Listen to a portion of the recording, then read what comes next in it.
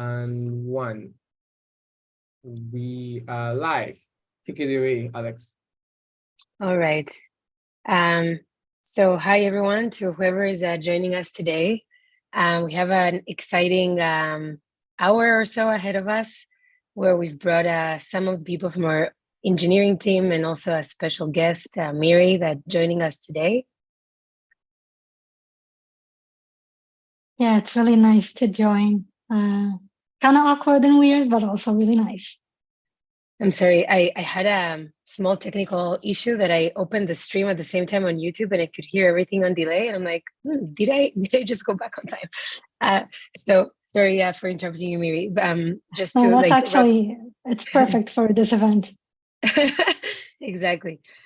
So we have an exciting hour ahead of us. Like I mentioned, we brought some of our engineers and Miri to share some experiences that we can vulgarly call fuck ups or almost fuck ups, things that could have gone wrong, that went wrong, or that were almost going to be a disaster, but then were flipped around into a learning experience.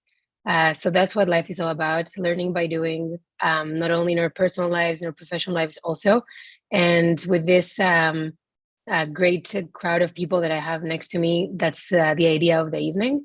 So I'm going to stay quiet now and be a listener and let the first brave person to go ahead and share. Just one more comment. Whoever's listening, you guys are all more than welcome to add questions to the chat. I'll be looking at it to see if you have any questions for speakers, and we'll bring them up in a dedicated Q&A time after everyone shares, each person share their story. And that's it. Here we go. The first brave person can go ahead. Thank you.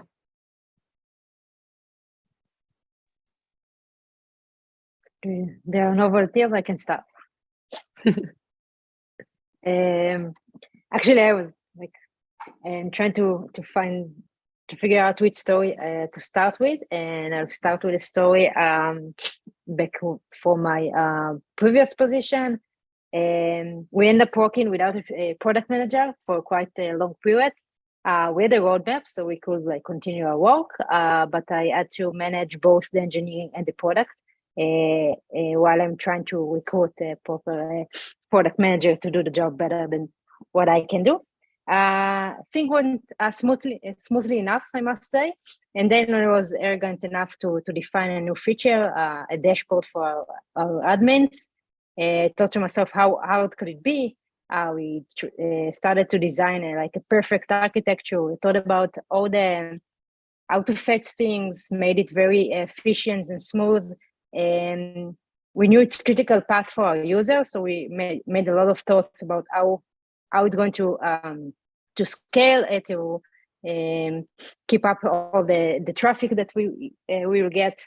And we put all of the information that we had on the users, but a spoiler, we didn't put the ones that our admins needed. So we end up with a pretty dashboard that the engineers and the designer are very proud of, but with close to zero engagement from the actual users. Imagine you have a project that came to life, being announced and everything, but you have minimal traction, if any at all. Was a big disappointment. Only at that point, later after we released it, I came back to the drawing board, try to understand what I've done wrong, and that was the first time I realized that I defined everything that we could present, and didn't stop and think about what the admin wanted and what he needed. So I made some customers interview, collected requirements for anybody, basically a customer success, sales, every person I could possibly think of. And we changed our feature, almost rewrite everything. Well, not really, because the infrastructure was built properly. So we did do something properly. So my takeaways from this is the first one is don't assume that you know the end user unless you are an actual user, and even then we probably biased for the technical side. So we need to keep that in mind. and we are not like a reliable user. Second is product work is so important, and we get like sometimes engineered underestimated, but it's very important to understand the user and understand the end user. We can build a perfect product, but it makes no difference if no one is going to use it. And the third one, like the third takeaway, is if you don't know how to do something, you should find someone that knows and try to ask for help and maybe guidance. This is from my side. I think this is very common where we as developers, we think we know how to develop something. And then once we do it, we're like, oh, this is not what the client wanted. Kind of interested to know how would you do it differently now? You've already summed it up and the takeaways, but how would you approach it differently nowadays? So probably I would start like from the end and try to interview the customer and to understand their needs and which metrics they want to see and how they want to be presented in the dashboard, and start there and not like in the backend side of the architecture. This is like what I've done differently. Was there any option like to build a very slim version of what you want to build, or I don't know, check if the user actually needed it?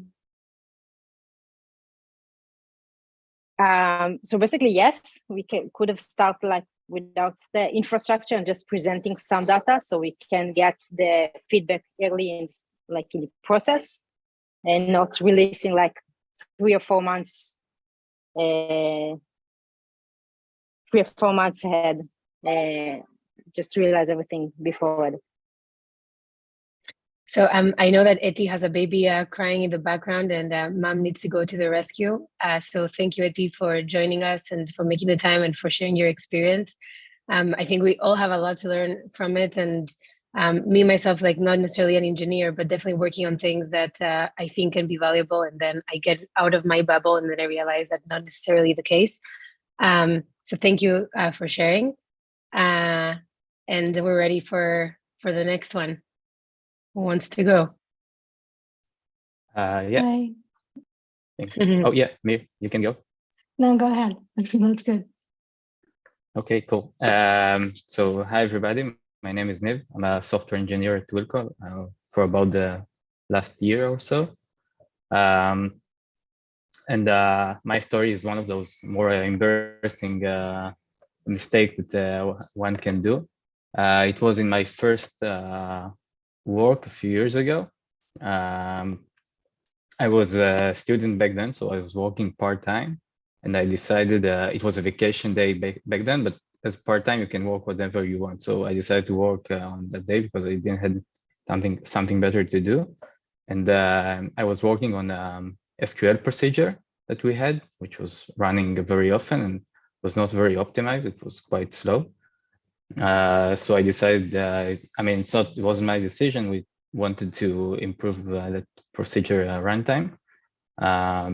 So I took that project, and part of the logic inside this procedure was writing to a temporary table from a production table, doing some calculation there and returning it back into the production table.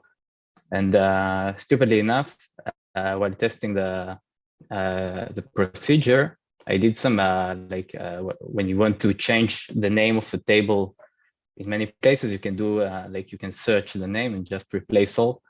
And I've managed to replace the production table with the test table, the temporary table, which eventually caused the deletion of the real production table, which obviously hurt the production. It was quite a minor service, but it was a service that was running in production that was responsible of this table.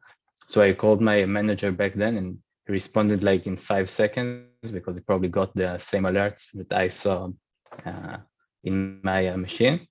Yeah, actually, the funny bit of the story is a very similar mistake was done like a month or two before I was there. So the team knew very quickly how to resolve this issue, but also tells you that we probably didn't act very smartly back then if we managed to do almost the same mistake twice, which takes us to one of the major lessons that if you do a mistake once, don't just assume that, okay, I learned my lesson and it won't happen again. No, we're all humans and we do mistakes, and it's probably better to guard wherever you can. I think the second lesson, which might be an obvious one, but I think not everybody maybe would take responsibility very quickly, but I knew that nobody was supposed to be walking.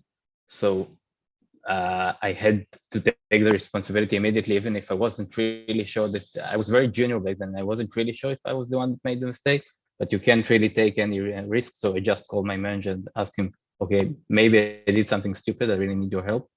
So don't be afraid. It's much better than just waiting and thinking, maybe we'll wait and see if it's really a big mistake. And then obviously there are the major takeaways, which are always have a testing environment if you can. Like back then we didn't have a good testing environment for this service, so I had to use the production table to do some of the calculation, and everybody knows it's not a good idea. So you should always have a production testing environment, or at least do it locally if you can. So yeah, that's my story. Thank you for sharing, Niv. Actually, we have someone that wrote a question for you. So Sharath wrote, I would appreciate it if you could tell me about how you came up with your drop and the decisions you took to come up again. So I guess the drop of the table, like how did I?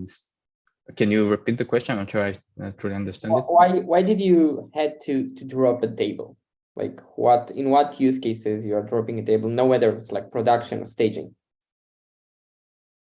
Yeah, okay, so it was a temporary table, so we don't really want to keep a table, like you can just build over and over tables, and you probably don't want to hold it in memory. It might make it slow, the procedure. Actually, I'm not, I wouldn't say I'm really, I didn't had much experience with SQL procedure back then, and not now, because I think nowadays it's not that common, but the company I was working back then was had a lot of legacy code and also legacy SQL logic. But in general, back it was just the same as you don't want to keep like old and that redundant data that you don't use anymore. So you probably won't keep it in the database. So preferably you want to just delete it. The problem obviously is you shouldn't have similar names, and you shouldn't be able to confuse between two tables, which one is temporary and one is not. I have a question that is not, it's also related to drop and coming up, but not related to the table. Do you remember if it affected your confidence as a junior developer that is going through this? And what did you do to kind of overcome it as a professional that is continuing to grow? Yeah, that's a good question. So, yeah, so I think first of all, the team was very supportive. Like we came back from the vacation the day after, and like nobody made me feel like I was doing something very stupid or something, because mistakes can happen. I think it did very much influence the way I was reading things before I was doing. Like back then, I think I was very often just like thinking to do something and just write it on the code or the SQL query or whatever and just run it. And sometimes it's better to wait for a minute and to think, especially if there might be like a big influence. Like if you run some kind of migration and you think, yeah, I've done it a million times, I know what I do. Probably better if you got yourself really confident. So maybe stop for a minute and think maybe I'm too confident. Just make sure you think before you do those kind of very influenceable things. Sounds like Thank you so you got. much. It sounds like you got lucky with that there was a backup or some way to restore the data, and also that the other person also did it before you, so they knew exactly what they had to do. Probably the first time was really scary, and the second time as well. Right, maybe more like than than anything else here. Yeah. Just out of curiosity, did anything change in the process since it's already happened twice? Do you remember? Yeah, we. I'm not sure exactly what's how you can define those kind of things, but we used back then SQL Server, and I think you can have like different triggers, and you can also have like permissions where you can just some users can just delete whatever table you want. So yeah, we've probably added a few of those permissions that we didn't had. We obviously had it in different areas, but because this service was kind of new and was not a major service, it wasn't really set up correctly back then. So yeah, we learned that you shouldn't, even the smaller services that doesn't have so much responsibility in the system, you still probably have to guard them from doing stupid things. Cool, thank you. All right, on to the next. Miri, your turn. Yeah. So my story is also from my first position. First of all, I'll introduce myself. I'm Yechezkel, a software developer. I work at Snyk, where I develop tools for other developers to basically create secure applications. And it's really nice to be here. So hi, everyone. My fuck up was from my first position, and I was working on this ticket, and it was with me for a while. And I remember being like a bit agitated with finishing, wrapping it up, merging it to production, and continuing, moving on from it. I don't remember the exact details of how long this ticket sat with me, but I remember being like, just, I want to get it approved and I want to move on. And so I got the approval from my PR, but it was right before a big meeting with the CEO of the startup that I was working for. And I decided to merge in my changes and promote to prod right before that meeting. And then I went on with my life. We joined the meeting, my whole team and the CEO. And right at the beginning of the meeting, the on-caller got an alert, basically saying, hey, prod is down. So he said, I need to drop from the meeting for a moment. Oh, I see that Miri broke production. And I was just like, oh man, like I was lost from that moment. I don't know what happened in the meeting. I was just like floating around. And what they basically did is just revert the changes and came back to the meeting. But it was a really horrifying experience. And I've learned a lot from it. So it was both horrible, but really teaching experience. So first of all, my tests and the test in the pipeline didn't catch the errors that were shown in prod. So that wasn't really great. And based on this, we were able to add more tests. But one rule that I learned from it, and I hold true to it even today, even before this meetup, is never promote to production if you don't have the time to revert, to take ownership, to just see that everything is working correctly, just to save the heart attack that comes along with these types of failures.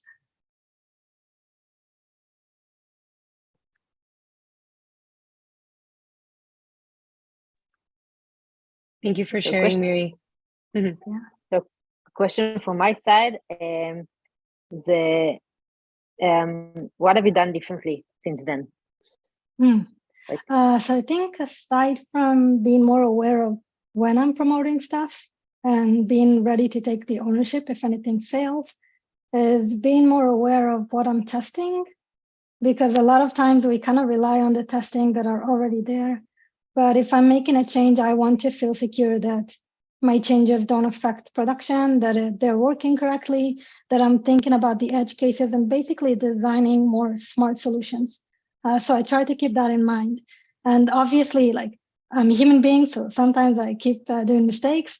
So I don't rely only on myself. When I ask for a PR, I'm like, I'm not sure about this bit, or please just, just go into it. Don't be afraid to leave comments and ask questions, because another set of eyes can really help sometimes. We have one of the people that are watching us today that is asking if you can share a bit more detail about the company where you worked back then. So maybe size of the team, the industry, Oh, something that can give a bit more yeah, context. that can explain a lot. We were a team of 6 developers, and it was a really small startup, around 20 people. Okay. And one more question to you. Was there a post-mortem on what exactly broke in production so it could be avoided in the future? That's a really good question. The answer back then was no, just because we didn't have all the processes in place. And as a junior, I wasn't really aware of what can be done. So this is something that I learned in the next company, where we had a lot of postmortems and a lot of, learning experiences of we did something wrong, but let's make sure we don't do it again. Let's not make sure we don't do it again. We just learn from it, because obviously we'll make more and more mistakes as we do stuff, and that's part of the job. Did you have any CI/CD processes, build system, something that why did you find out that production is down only in production and not like development, staging, something in between? That's a really good question. I don't really remember all the details, so I'm not sure there was an environment between production and us. I assume that there was, but I don't really remember. This was over 4 years ago. But at the end of the day, I think the testing that we did have in place wasn't wide enough to catch this error, for example. One nice thing that I learned in my second position, and I really like this practice, is whenever you find some issue, you create a test specifically for this issue, and you kind of change it a bit because you don't want to be specific, but you want the test to show kind of your experience with the service. So I really like that notion of I saw something I wasn't expecting, and now with the new test, everyone can expect it and learn from it.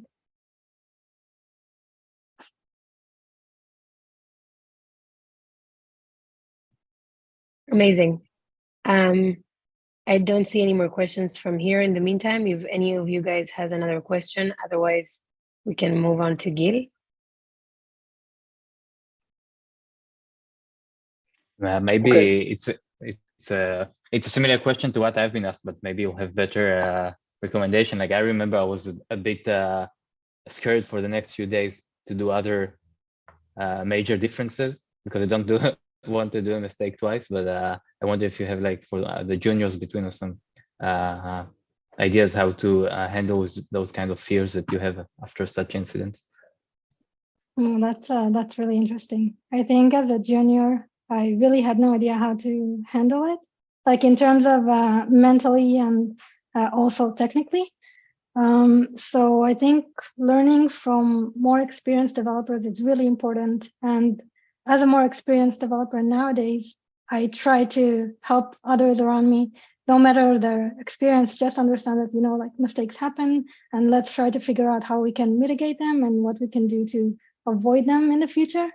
But I think it's a lot about the spirit of the team that you're working in and how mature you are in terms of handling incidents. But definitely back then I felt horrible. I'm pretty sure I was afraid to commit stuff for a few days just because I didn't want to be the person who dropped the production twice in the same week or something like that. Right, thanks. Oh, sure. Thank you, Miri. No, yes, Gil. Hi, everyone.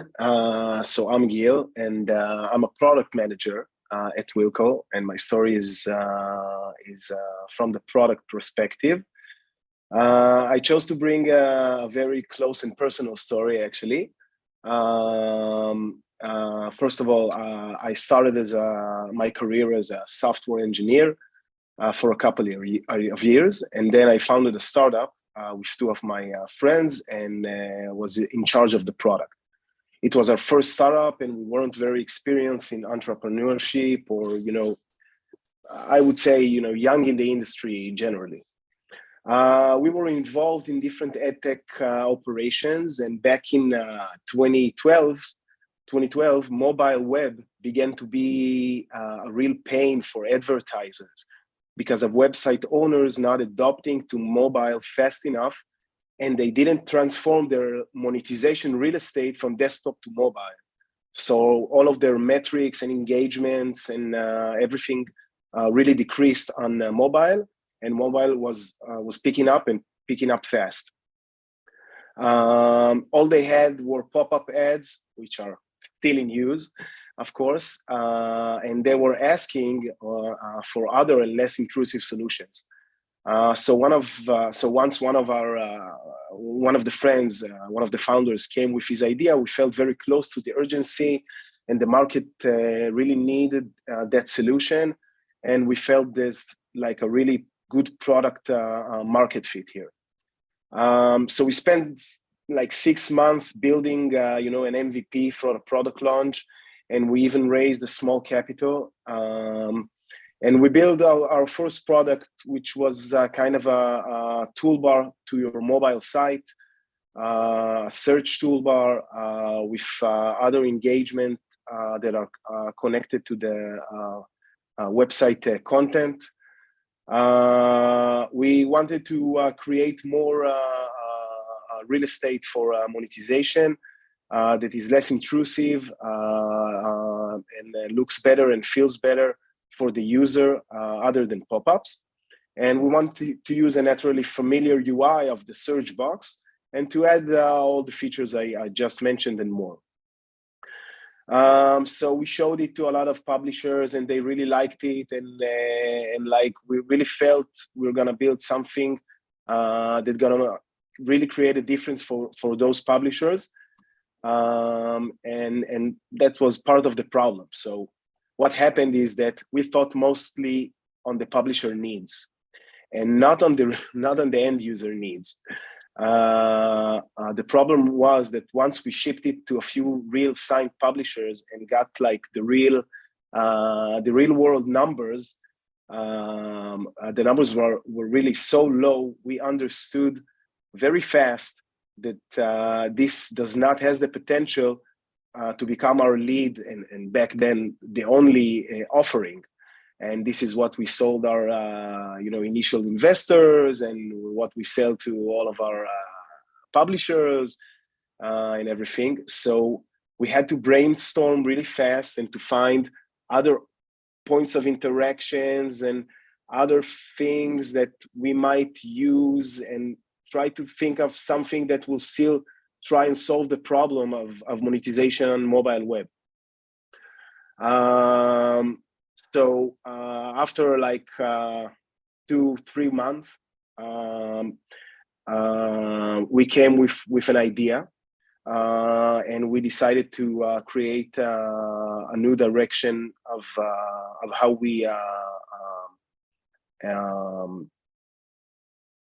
we give access to those real estate, to those spaces in mobile web to the users.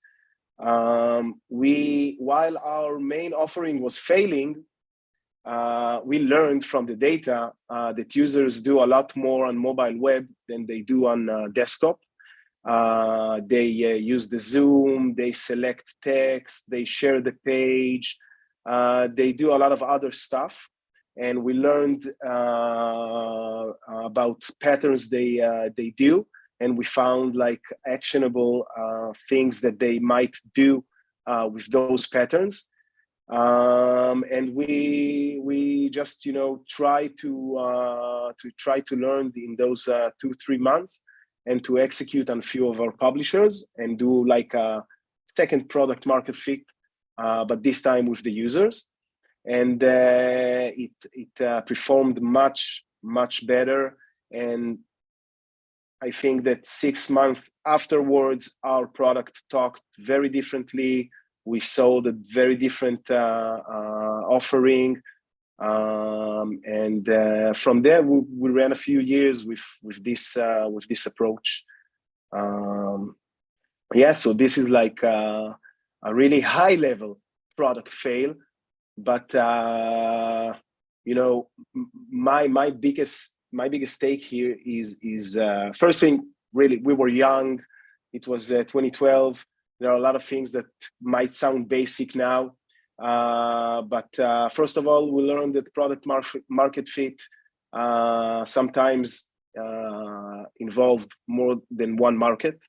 and we need to better research the one that is not paying, but the one that is using the product. The second thing is that sometimes you need to build something fast and be able to break it faster.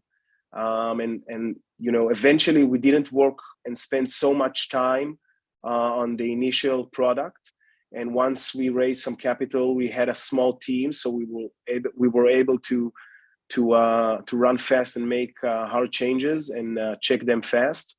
So that's another thing I'm carrying since then and trying to execute in every place I go. That's it. Thanks for sharing, Gil. Actually, I didn't even know this about you. We've been working together for a year, so it's good to know. It's interesting, like the life of an entrepreneur. In the end, you do need to be able to understand what you're getting yourself into, and if things are not working, have the flexibility of changing quickly and accepting the fact that in the end, you are not necessarily your buyer, you're not your user. You need to know how to adjust.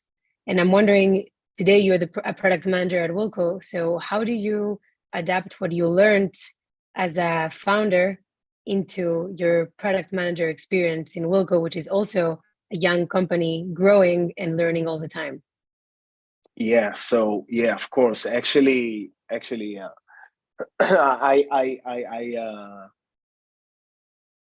big part of the time I feel like a founder of Wilco. I mean, of course, I didn't came up with the idea and everything, but in the sense of responsibility I have, I feel like a founder. I choose to not take over everything because eventually I'm a product manager. But this is what guides me. So I take a lot of my experience, a lot of that experience that it's basically very specific to, I think, to a startup life, a young startup life, at least in his first 2-3 years. And I think that one of the things I just mentioned, that you need to build fast and break faster, is something that I think we do on Wilco. Well, we're not necessarily breaking stuff. We don't need to, fortunately. But sometimes we do feel that we're going to push something really, really, really hard now when we have a plan and we have ideas and we have assumptions and we're quite sure we did the right research and everything. But again, it's a startup. We do everything in a very short process, in a very short amount of time sometimes. And we get it wrong. And we need to know to stop maybe pushing, maybe to rethink it, maybe to think if we could reuse it some other way. Just not being afraid to fully reject what you just a month ago you were so dedicated to do. Thank you, Gil. Any other questions, anyone?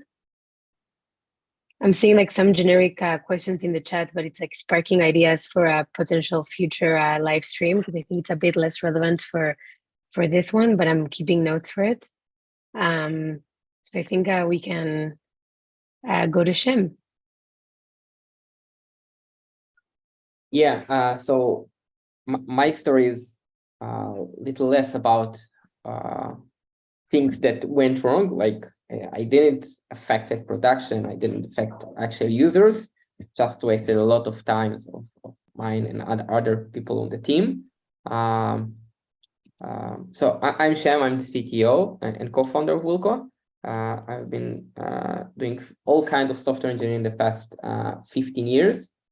In the beginning of my career, I started as a Java and C++ developer and wrote a lot of data processing systems. So it's mainly like taking no UI and nothing fancy, but more like building engines that get messages, get packets, get all kind of items to digest, to process, and etc. I need to do we need to do something with them, and then send the output somewhere. The essence of those systems, those are need to be very, very efficient, because we are getting thousands or tens of thousands of messages a second. We need to process them very, very fast, and we didn't have like tons of money to buy huge and massive servers that are very massive with CPU. We didn't have AWS or other cloud providers, so we'll be able to scale out quickly. We had very basic IBM servers to run on.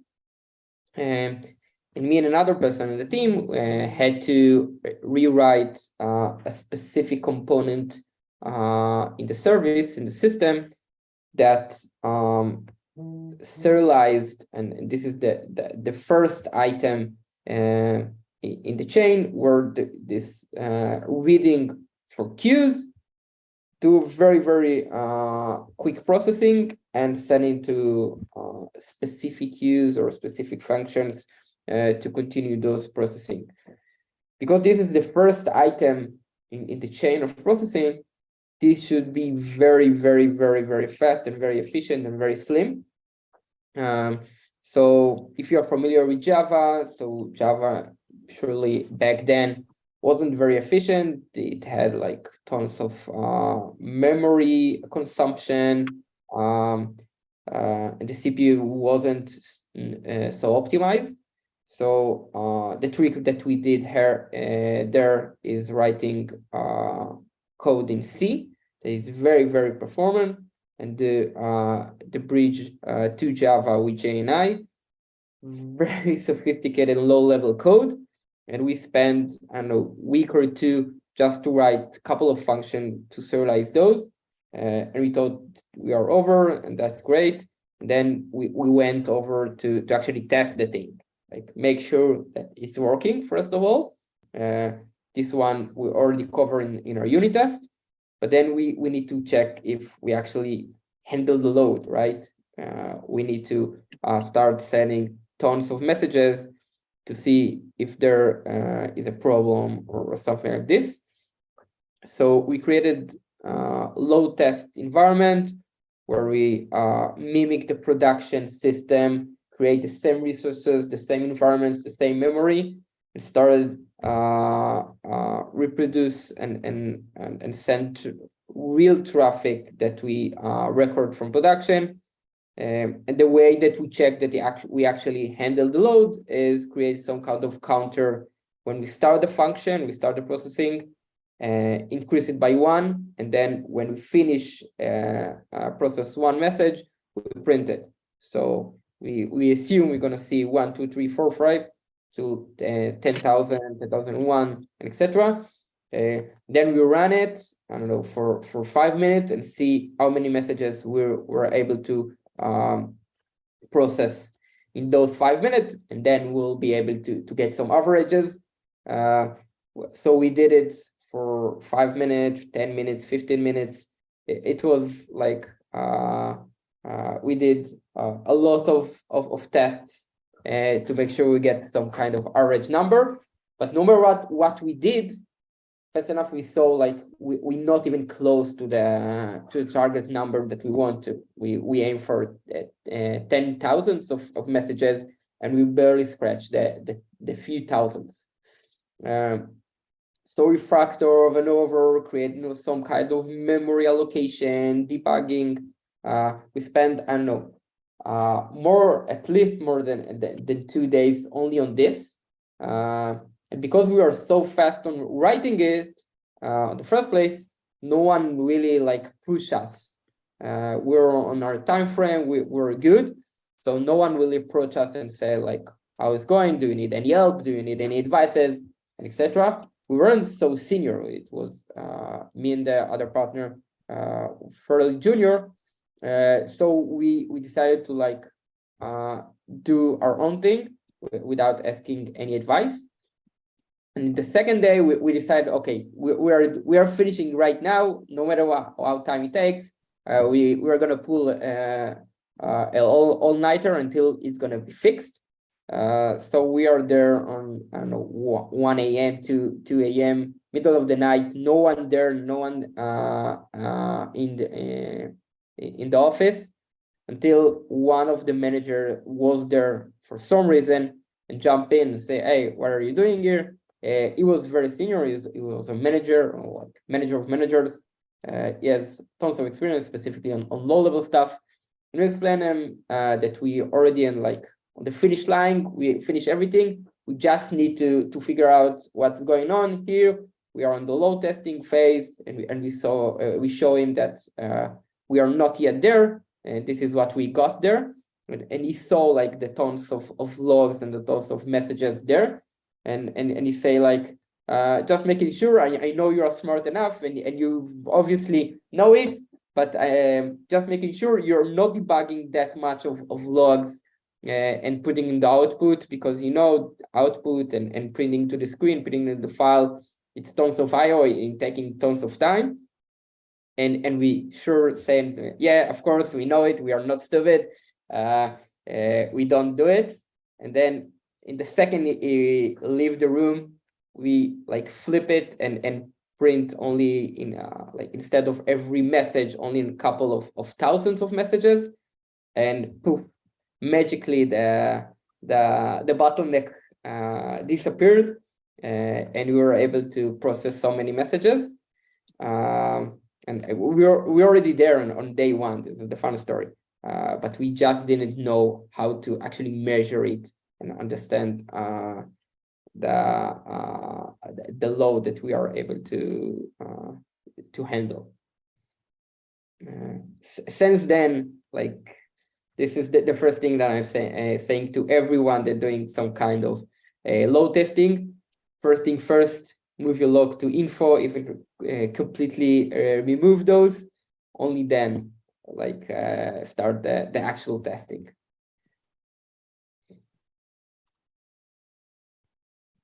So beside the IO, what is the takeaway that you are that we can learn?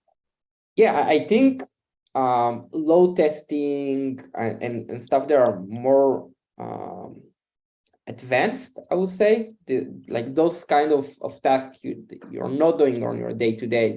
Those are not like very simple tasks.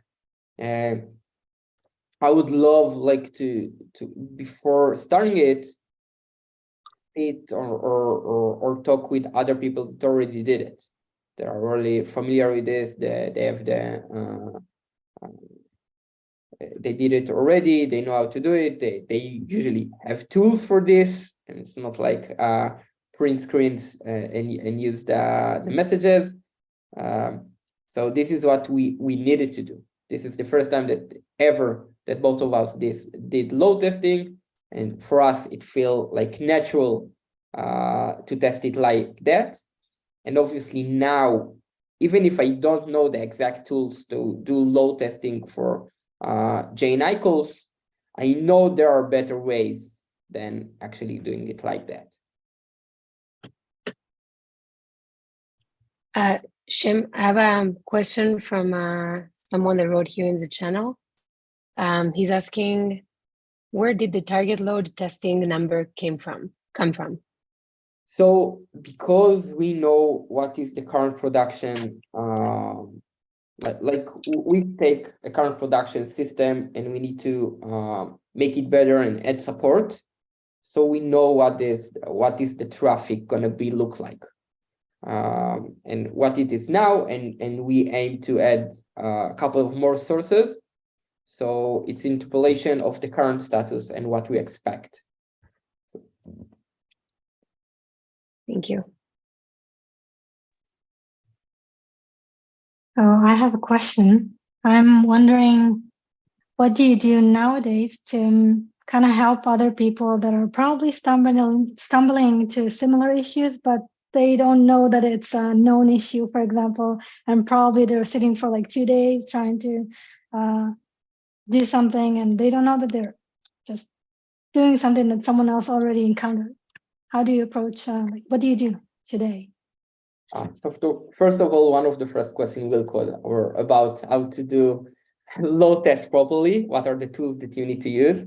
Really believe like in giving back. But I think that the status checks that we are doing over and over, like at least daily. Like, okay, we are going to do this now. Yesterday I did this.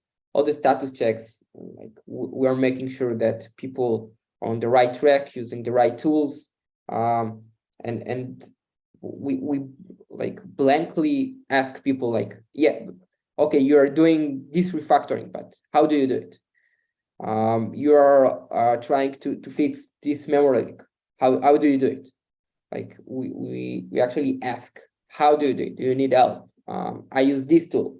This is my experience to do so, and etc. So don't be shy and actually go to this person and ask them if they need help, and share from your experience.